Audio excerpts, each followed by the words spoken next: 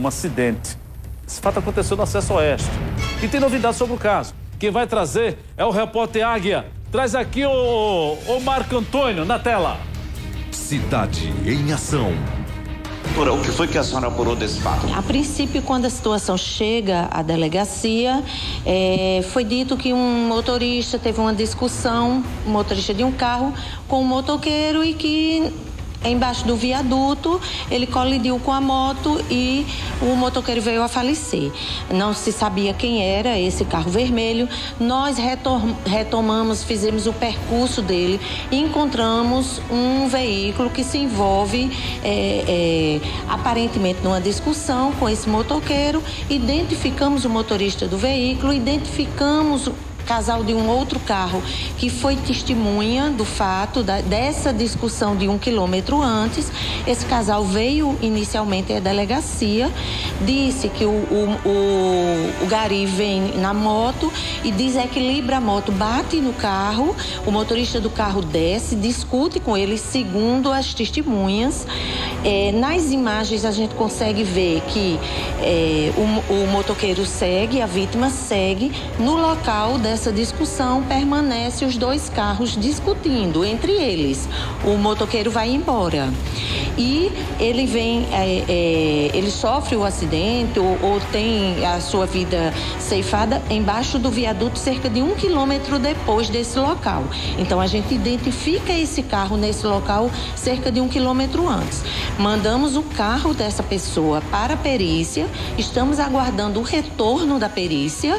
A princípio, quando a gente olha o carro, mas eu sou leiga nesse ponto, eu não sou perita, não posso estabelecer se esse carro se envolveu no acidente com o motoqueiro, né? Pelo local, como foi, tem um cantos específico que possa ter marcas no carro, que possa dar a gente uma linha de investigação.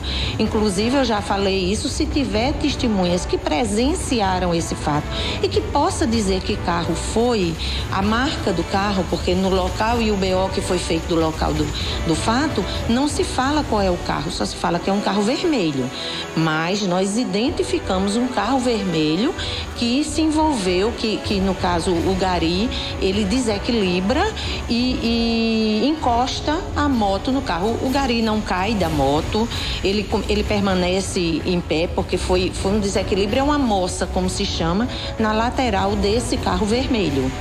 Tem imagens que provam tudo isso? Tem sim. As imagens foram para a perícia e assim, eu não disponibilizei as imagens para nenhuma emissora, porque nas imagens tem placas dos dois veículos, então é possível identificar tanto as testemunhas que fizeram seu papel, que é muito difícil da gente encontrar hoje em dia.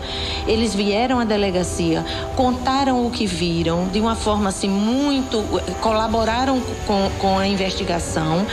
O motorista do carro vermelho, que ainda está em investigação, a gente não pode antecipar uma situação, mas todas as investigações estão sendo feitas e se tiver testemunhas do local do acidente, como lá no local não tem câmeras, se tiver testemunhas presenciais, eu agradeço demais. Eu me sinto assim, honrado com a atenção dos delegados. Uma pessoa simples do povo, porque a mesma atenção que tem que ser dada a um grande, tem que dar ao pequeno também. Não é porque o cidadão trabalhava na Ilu, tem que ser investigado, independentemente de quem quer que seja.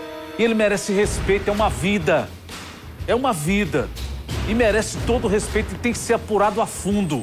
E ainda falando sobre a morte do gari, a família clama por justiça. E é o que nós queremos. É por isso que nós pedimos à repórter Thaís Aureliano, que foi até o local com a família, para saber desse fato que chama a atenção. Ao vivo é com você. Agora, boa tarde, Thaísa. Seja bem-vinda. Cidade em Ação. Obrigada, Washington. Boa tarde a você, a todos que nos acompanham. Pois é, isso aconteceu no final de julho, a gente já está em setembro. A família quer justiça, principalmente porque a vítima deixou 7 filhos. E aí, ele era o provedor desta família. Então, de fato, a família está precisando de que esse caso seja o mais célere possível, até para acalmar o coração de todos os filhos. Eu vou começar com uma irmã da vítima que não quer se identificar, porque a família já vem cansada, né, de tanto correr atrás de informação e tentar acelerar, e aí dá uma certa angústia nos parentes em ver que o caso ainda não foi fechado, né, e que esse suposto acusado segue em liberdade. Então a gente vai ouvir agora a irmã da vítima. Muito obrigada pela sua participação, pela confiança na Arapuã. Como é que vocês estão fazendo até agora?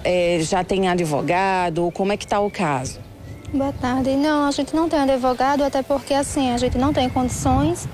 E como a senhora falou, ele deixou 7 crianças, tudo desamparada, né? Porque só ele que trabalhava. Então assim, a gente está correndo atrás para conseguir os direitos das crianças, que a gente também não conseguiu ainda, então a gente não tem condições de gastar com advogado. E como que tá as informações da polícia para vocês, ou até mesmo do Ministério Público, que você estava conversando comigo antes, que o Ministério Público também poderia dar um apoio nesse sentido? Sim, a gente foi na delegacia, eu e minha irmã, e a gente soube que, assim, a testemunha do carro branco tinha comunicado a gente que o suposto acusado, né, como eles falam, teria se apresentado como policial civil. Teria apontado arma, teria, né, discutido, teria chamado palavrão, xingado. E quando a gente chegou na delegacia, disseram que ele não era policial civil, ele era guarda municipal. Só que assim, seja guarda municipal, seja policial, não interessa, ele tem que pagar pelo erro dele, porque ele cometeu um crime. E a gente também, assim, soube na delegacia que poderia até não chegar a ter audiência, porque não tem provas concretas, não tem testemunhas que foi ele, e que o Ministério poderia liberar ele. Tipo, foi apenas mais uma pessoa que morreu sem ter justiça, sem ter nada. Então a gente quer justiça porque ele tirou a vida de um cidadão de bem. Porque por mais que ele não tenha colocado o carro 100% por cima dele, mas a partir do momento que eu prendo um motoqueiro, seja ciclista, seja quem for, numa curva, sem ter espaço para ele se livrar, eu estou atentando contra a vida dele. E assim, eu vi a entrevista da delegada e ela dizendo que ia pedir perícia do carro, tudo. Então assim, a gente tá com várias versões. A gente cada vez mais está ficando desesperado, porque na delegacia informou que o carro já teria ido para a perícia e que não teria, já tinha chegado as provas, que o carro não teria sido danificado, porém ia pedir a perícia da pintura. Só que na entrevista ela disse que ainda iria pedir. Ela comunicou que ele se entregou por livre e espontânea vontade e que ele liberou o carro para a perícia. Só que ontem na entrevista foi totalmente o contrário, que intimaram ele através da placa e ele teve que comparecer com um advogado. Então assim, ele está vivendo uma vida normal, como na delegacia as palavras que foi dita foi: ele tem que trabalhar. E meu irmão, como é que fica? Meus sobrinhos, como é que ficam? Porque estão recebendo ajuda de pessoas, recebendo cesta básica, tudo. Tiveram que abandonar a casa, que a casa estava caindo nos pedaços, que meu irmão ajeitava no final de semana, não tenho mais como ajeitar. Tiveram que sair de lá, estão morando de aluguel. A mulher sem trabalhar, o dinheiro dele ainda não saiu, estão vivendo de ajuda. Então é muito importante, já para endossar mais esse processo, que testemunhas, pessoas que moram ali naquela região próximo ao viaduto, né, que dá acesso à Via Oeste, colaborem com provas, com vídeos, com imagens. Isso também para vocês é muito importante. Sim, é muito importante. A gente pede, né, que apareçam, porque assim, no local, quando a gente chegou, tinha um rapaz que falou o nome dele, que disse que ia na delegacia, deu os documentos dele. Então, assim, quando a gente chegou, foi a primeira pessoa que deu todas as informações, que foi um carro vermelho, que bateu tudinho. Tudo que essa testemunha falou, realmente, as câmeras mostrou. Só que agora, essa testemunha, supostamente, a polícia falou que ele tem problemas mentais. Mas se não fosse a testemunha que tivesse falado, Então, assim, por mais que o juiz não aceite, mas a testemunha, como é que ela ia saber que foi um carro vermelho? Como é que ele ia dar o detalhe da pessoa que fez isso? Então, assim, a gente tá vendo que a lei tá puxando pro lado errado, tá entendendo? E o meu irmão não vota mais, mas a gente quer justiça, porque a gente vê muitos crimes impunes, principalmente de trânsito, e principalmente quando envolve pessoas que têm cargos, que têm nome, né, que têm mais condições financeiras. Então, assim, vida é vida, não interessa se tem condições, não interessa se tem um cargo melhor.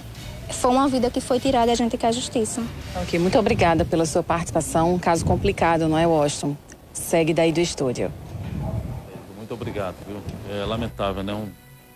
Filhos, né, que ficam aí a serem criados a toda sorte, na dificuldade enorme, mas a senhora pode ficar tranquila que os delegados que estão no caso, independentemente de quem quer que seja os responsáveis ou o responsável por isso, ele vai ter que pagar. Pode ter certeza disso. Eu não tenho dúvida, está nas mãos de uma delegada competente que eu conheço, doutora Josenice. Tá? Deixa eu mandar um abraço aqui para o meu amigo